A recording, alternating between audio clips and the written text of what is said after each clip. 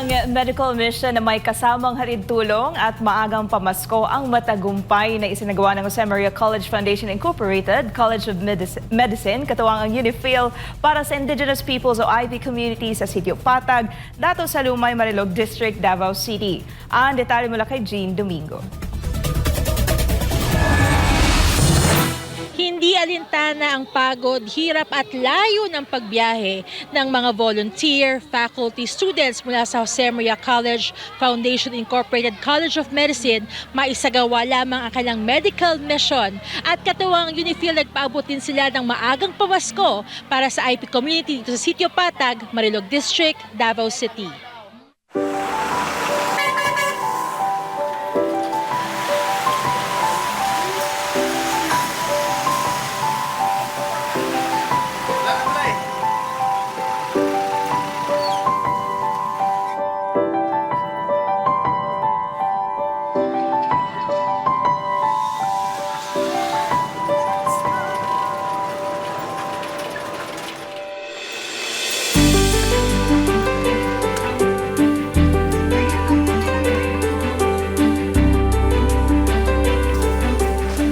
Sa pamamagitan ng Sinag Medical Mission, nagsama-sama ang mga estudyante, faculty at maging ang alumni ng JMCFI College of Medicine upang magbigay ng libreng konsultasyon, gabot at serbisyong medikal sa mga katutubong naninirahan sa Sitio Patag, dato sa Lumay, Marilog District, Davao City. Kasabay nitong maagang pamasko, di lamang para sa mga kabataan, kundi sa buong pamilya sa komunidad. Of course, JMCFI also, founder is Pastor Apollo Sikibuloy. So, nako mong pagpasalamat kay ang UNIFIL, gibog na dyan siya ni Dato Pamulingan. Kasi, for me, this is my first time. So, lingaw siya, tapos very fulfilling o lami lang sa feeling na with these people, with the surrounding, kay makita nimo sila na happy and then no ma-secure nimo ilang health ba. And ang ginabuhat nato karon is basically we're giving free checkups, we're giving free medicines and laboratories for the community here. And with the help of our, of course, the College of the Medicine, the Pharmacy, and then the MedTech, and of course napod atong College of Nursing ug daghan pug kayo napod ang mga psych ug of course social work, and of course ma'am pinaka nindot na part is nang hatag pod ang GMCFI with the help of UNIFIL og mga goods para sila, mga early na pamaskos. It is such a nice way for us because as what I said, we're exposed and we're able to give a smile on their faces, especially this season of Christmas, season of giving, sharing what we have.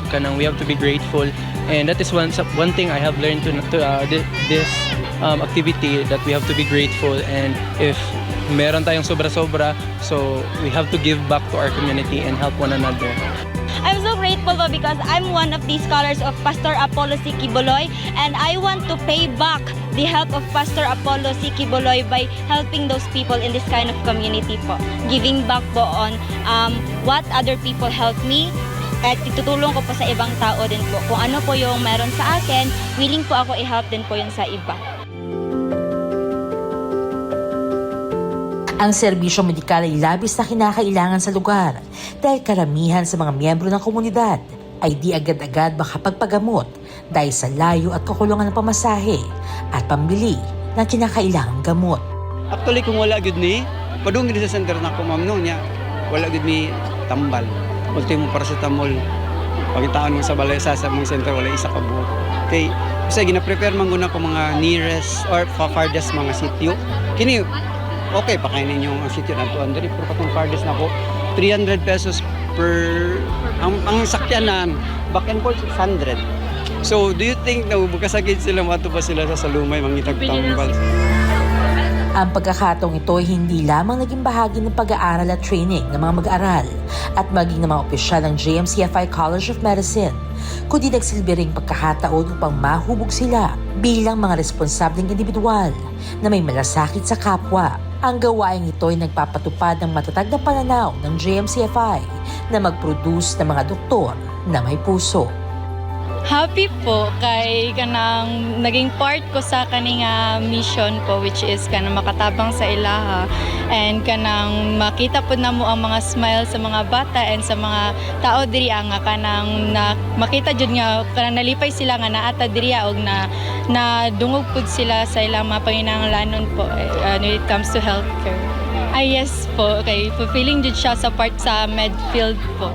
I feel so grateful because for over the years po, the JMCFI has been doing this kind of activities, extended our efforts, and this is the kind of service that the JMCFI want to emphasize, not only in our community but also in others, that they will be inspired by our community extension services program, just like this one, the SINAG Medical Mission, wherein we can able to extend our experiences, our expertise, especially to those neglected part of the community, especially here in Dato Salumay, wherein the access to healthcare is limited.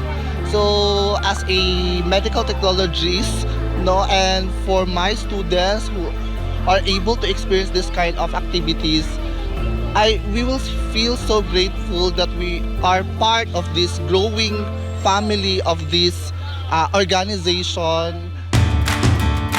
Binuo ang grupo ng mga mag-aaral na nagpakita ng kanilang natutunan, mga dedikadong guro at maging mga doktor na nagtapos sa JMCFI na nagboluntaryo ng kanilang serbisyo sa pakikipagtulungan ng UNIFIL na itinatag ni Pastor Apollo Sikibuloy para sa mga IP community. Naging mas komprehensibo at makabuluhan ang misyon. First of all, syempre, alma mater ko yung JMC. So aside from that, I also have the heart, to serve the community. Lalo na yung mga nasa remote areas. Ganito. So, once na sila ng volunteers, so nag-volunteer agad ako para makahelp din. It's my way of giving back sa community. Kasi I believe na I was called na nandito for a purpose. And that purpose, hindi lang syempre para sa akin, para sa family, para din sa ibang tao. So, I believe na instrument ako for healing. So, if this is the way I can help. Bukod sa mga serbisyong medikal, nagdala rin ang JMCFI at UNIFIL na mga maagang pamasko, regalo, pagkain at iba pang tulong. Hindi lamang para sa mga bata, kundi para sa buong komunidad. Ang pinagsamang pwersa ng JMCFI at UNIFIL ay naghatid ng liwanag at pag-asa, lalo na sa panahon ng Kapaskuhan.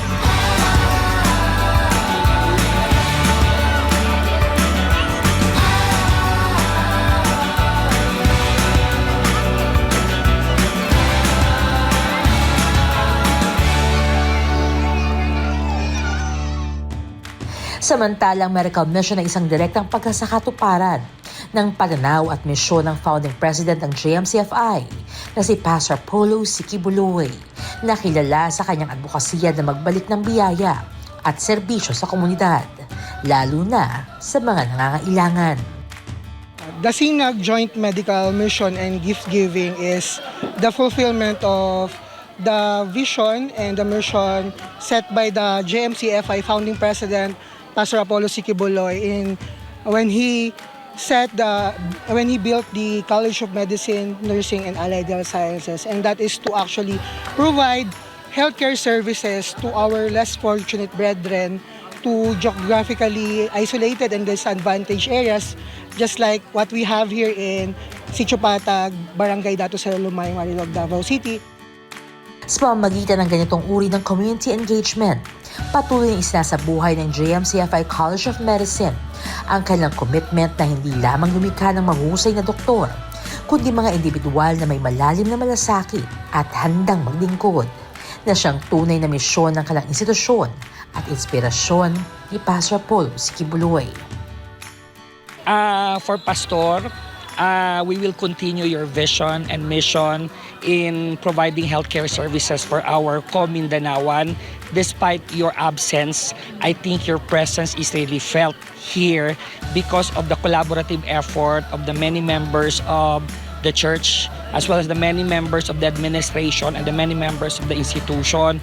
Sila pa lang, it's already unanswered to the vision that you have mentioned to us noong unang panahon. So do not worry, we will continue your work. We will continue servicing this Filipino, mga kababayan din po natin nangangailangan ng tulong. So ganun pa man, maraming salamat with all the support that you've been given us, with gratitude from our hearts. So I hope we will continue to produce really doctors with the heart. Kung hindi nga lang doctors with the heart, nurses with the heart, medtech with the heart, talagang mga taong may mga puso para sa mga Pilipino po. Kaya naman labis ang pasasalamat ng komunidad sa maagang pamaskong inihatid sa kanila. Kami diri ma'am na puyo diri sa Church of Patag. Ang among kahimtang diri naanay mga kaning balatian nga agi diri sa amo.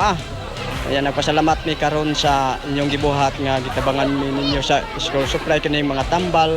Kay usa na pud nga makatabang sa amo diri ning Lapita. Kay nagkasagol-sagol ma'am ang amo ang mga sakit diri. Nagpasalamat mi kang Pastor Kibuloy nga nahigugmaon siya nga naghatag sa mga tambal. Dako kayong pasalamat namo.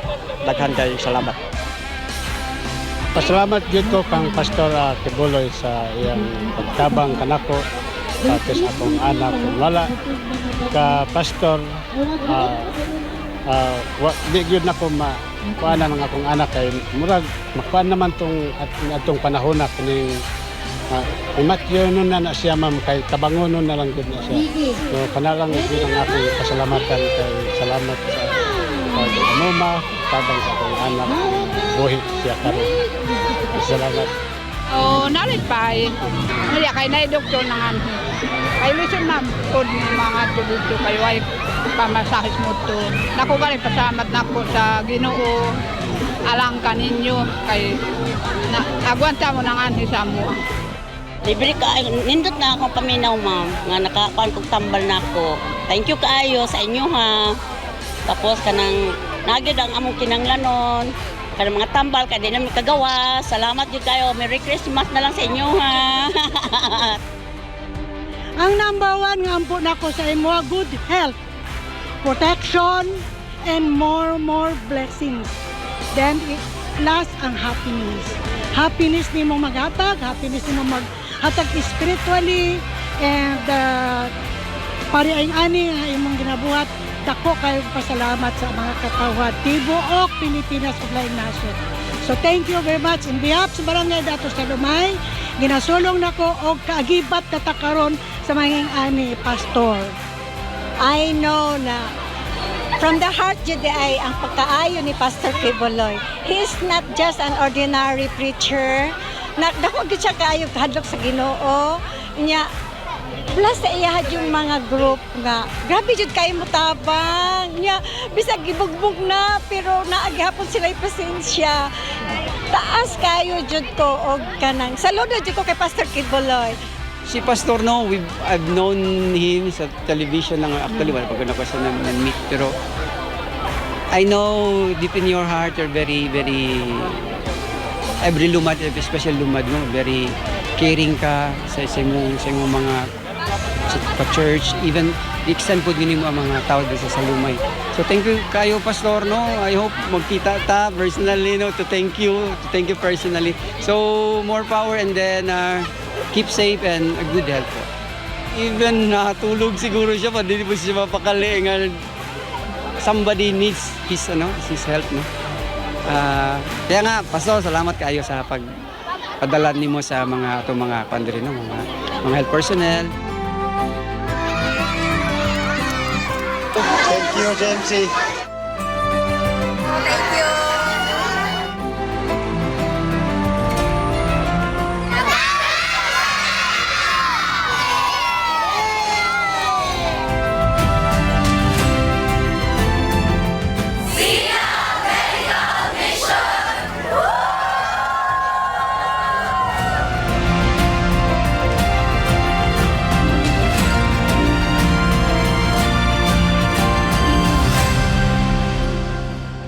Yan ang pinakahuling ulat mula dito sa Marilog District, Davao City. Ako si Jean Domingo para sa Diyos at sa Pilipinas kong mahal.